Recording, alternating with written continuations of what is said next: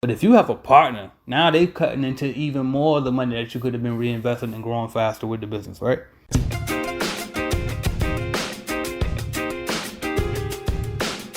Welcome to the Clean Biz Network podcast, the only place where cleaning business owners and aspiring cleaning business owners come for education, motivation, and the resources that you need to take your life to the next level. Now for your host, Mr. AJ Simmons. This episode of the Clean Biz Network podcast is brought to you in part by Calculated Clean, the only social network made just for the cleaning industry.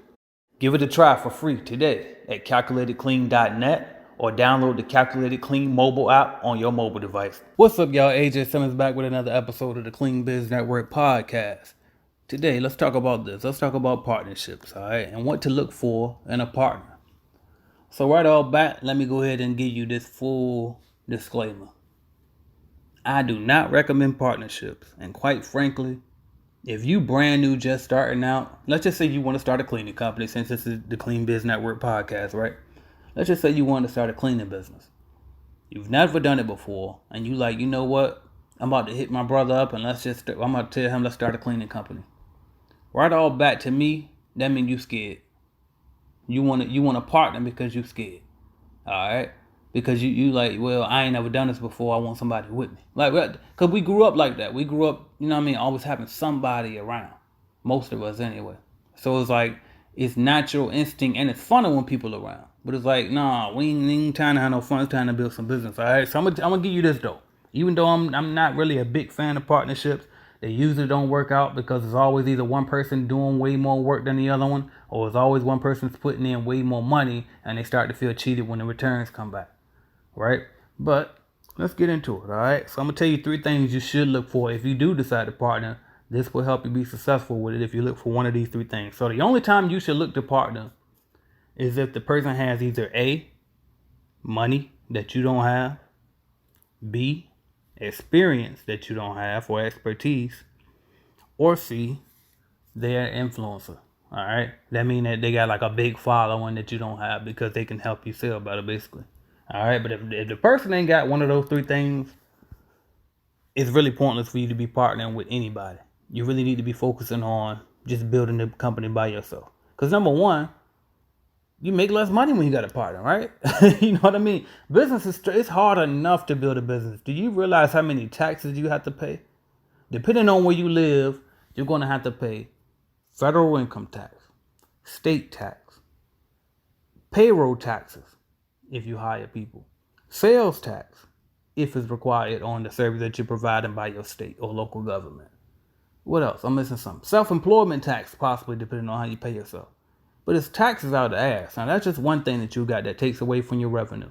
Then you got equipment and supplies and overhead. Then you got employee payment itself. That's different from payroll taxes, just the actual pay that you get them. You know what I mean? Then you got bills, like whether you got an office rent or insurance or this or that. It's so many things that bills that the business is going to have to pay by itself. Then you turn around and you want to have something left to pay yourself after all of that. But if you got a partner, then guess what? You got to split that in half. So it ain't that much to work with starting off no damn way. Businesses are the best. Let me just say this and make this clear.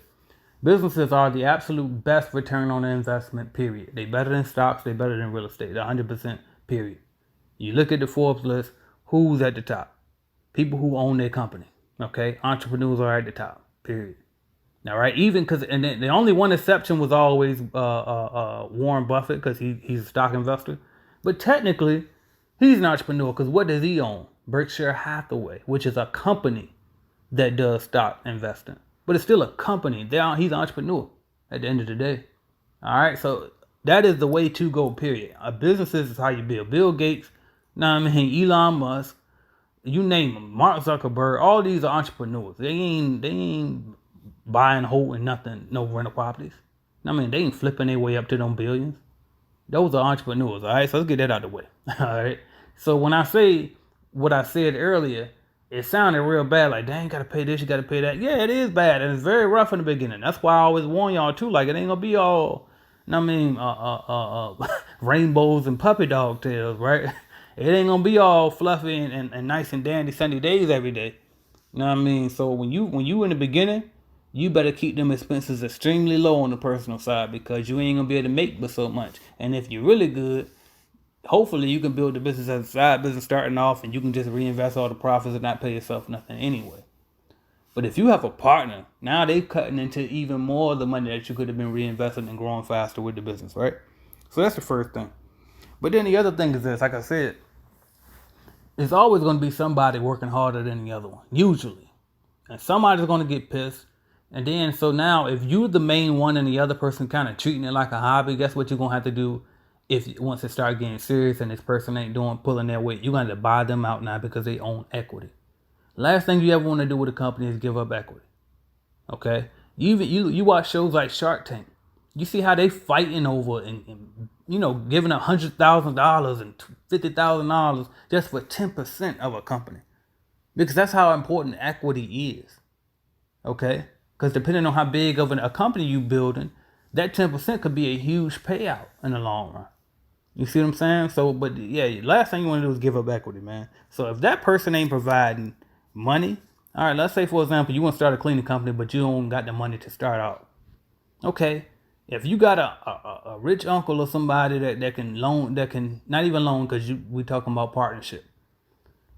If you got a rich uncle or somebody that say, okay, I invest in with you and I'll go in with you. I mean 50-50. I'll put the money up, you put the sweat equity in. Okay, that makes sense to do it because they got something that you don't have. But at the very same time, come on, no, it don't take that damn much to start no cleaning company. $2,000. You mean tell me you can't show some discipline, go work a job for 4-5 months, save it up and just buy it and start the company yourself? You're gonna give up 50% of your company that could turn into a $10 million company within 5-10 years, and you're gonna give up half of that because you ain't want to save up $2,000-$3,000? No. You know what I mean? Most entrepreneur ideas typically don't take that much to get off the ground rolling anyway. Most of your ideas, you just got to get creative. I created a mobile app and I ain't put nothing into it pretty much. I created a lead generation service. I didn't put anything into that at all. The customers paid for that up front and I use that money as my investment. I say put the idea first, try it out on the market. That's why a lot of times, like early on in my YouTube days when I was teaching people how to start cleaning companies, I was in 100% hustle mode then. Now I'm a little more structured because, the more you go along, the more you start to think about risk and you start to get a little more responsible. But early on, I used to tell people, just get you some flyers and some business cards first. Pass those out. See if you can get a customer. Then use the customer money to pay for everything else you need, right? Use them to pay for your supplies and stuff. Or get them to sign a contract. And then if they sign a contract, then spend your bill money to go buy the equipment and then you'll pay your bills back later. That's how reckless I was at first, because that's how I moved. You know what I mean? So all I could do was tell you what I would do. You know what I mean? And it got me, it got me somewhere. It paid off in the end being risky like that. But now I'm a little more responsible with it because I understand too that it's people that listen to me that's older than me too, and y'all got a lot more to lose. So I understand that part. That's why I don't really move like that no more. But hey, you do what you got to do too. So I ain't gonna never tell you, no, don't do that. I ain't gonna be that guy. You know what I mean? If you willing to take the risk and be crazy like how I would, then go for it. Sean Richards did it, and Sean Richards, man, he killing it is amazing. But anyway, one of the things about starting a business that scares people is bookkeeping, right? How do you handle your books? How do you keep track of everything so that everything is ready for tax time? Well, I can tell you what I use. I started off using Wave apps, which I have tutorials on my YouTube channel about how to use Wave apps, which is free if you don't have a budget for that. But if you would just like to pay somebody a couple $100, maybe $150, $200 a month to get it done for you and handle all of your transactions for you, and then they present you with a package at the end of the year to take to your tax professional or for you to do your taxes yourself, check out bench.co. I have a link in my description of this podcast that you can click. I will get a little referral link or whatever they give me, right? So I will get some type of referral bonus for it. But you also get a free month, all right? So click my link in my description of this podcast episode and try out bench.co, all right? It's a bookkeeping website. They handle all your books for you and you make sure your stuff is straight with your business. Now back to the podcast. If you in Clean Business Network, then you know what I'm talking about. Sean Richards ain't no joke. But anyway, all right. Okay, so we covered the money part. So if you really need the money, if you really want to get started right now, you got a rich uncle that want to be a partner with you, tell them actually, can we do a loan instead? Try to negotiate a loan and you pay them back or something within a year. It's only $2,000, $3,000, $5,000 max. Know what I mean? So that's the first thing. The next thing, expertise. Okay, so let's just say you wanted to build a mobile app, right? I try to speak on things I know. And you don't know how to code, but this person knows how to code. Well, maybe you can give them 50% equity. They can code and keep the app up to date. Now, you, on the other hand, you must have something else. You have the ideas. You better have the following. You better have some money. You know what I mean? You better have the entrepreneur drive, know how to run a business, but you better bring something to the table too, especially when that person has the expertise, because the person with the expertise can run off on a plug. Know what I mean? They can literally, they got the code. And I mean, you don't know how to code, so you don't know what the hell they putting inside the code. You know what I mean? So you want to make sure that whatever they have, if another person has the expertise in the business idea you trying to start, then you better have some hell of a leverage. And sometimes that leverage is simply a lot of money where you can sue the hell out their ass if anything go wrong, right? But you better have a lot of leverage if you don't have the expertise, all right? And then the last thing, again, is influence. So if this person is an influencer, then it might make sense to partner with them too. Because let's just say for right now, let's just say I wanted to sell cleaning business starter kits, right? Well, if I wanted to sell cleaning business starter kits and I didn't have a YouTube channel, and if I didn't have Instagram followers, and if I didn't have anything, I had 20 friends on Facebook, how the hell am I going to sell those starter kits if nobody knows me? Of course, yeah, I can go buy ads, but what if I ain't have no money either? Now, if I go partner with, Calvin Weaver, and he has, a following of 50,000 Instagram followers, and he's interested in this same line of business, I can approach him and say, hey, Calvin, man, I got this idea. I got these starter kits, and I know how to do it, blah, blah, blah. Calvin don't know how to do it, but he got the following. He ain't got a product yet. So he was looking for something anyway. And you approach him, you want to partner up on this, you sell them on your page, I give you a 50-50 split of the profit after we, cost of supplies, blah, blah, blah. Write up the agreement, do it. Okay? And that's all it is to it. But if that person that you're trying to partner with don't bring none of those things to the table, you just partnering with it because that's your cousin? Because that's your bro? Because that's your homegirl? No, hell no. No, we don't need, No, because business is serious stuff, man. You don't just partner with people just because you like them. They have to bring something to the table. Now, if neither one of y'all bring any of these three things to the table, then 0 + 0 = 0. Y'all need to start your own damn companies each. Because neither one of y'all bringing nothing to the table. What are y'all partnering for? You know what I mean? Like, you honestly wasting time and playing. One of y'all need to lead. Like, y'all need to separate. Both of y'all can go start the same company if you want to. Y'all both want to start a t-shirt line? Okay, we'll both go start a t-shirt line. Good luck to you both. You can share tips if you want. You know what I mean? The world big enough. Everybody can eat. Make sure you put your shit online so that way you can serve to the whole world. See, a lot of people get jealous. I've seen this plenty of times in my hometown. Oh, they ain't start selling shirts till I started selling shirts. Well, why you give a damn? Oh, that's because y'all all trying to sell to this one damn city. That's why. Well, if you just go on the internet and sell to the whole world, well, now ain't no limits. We all can eat, right?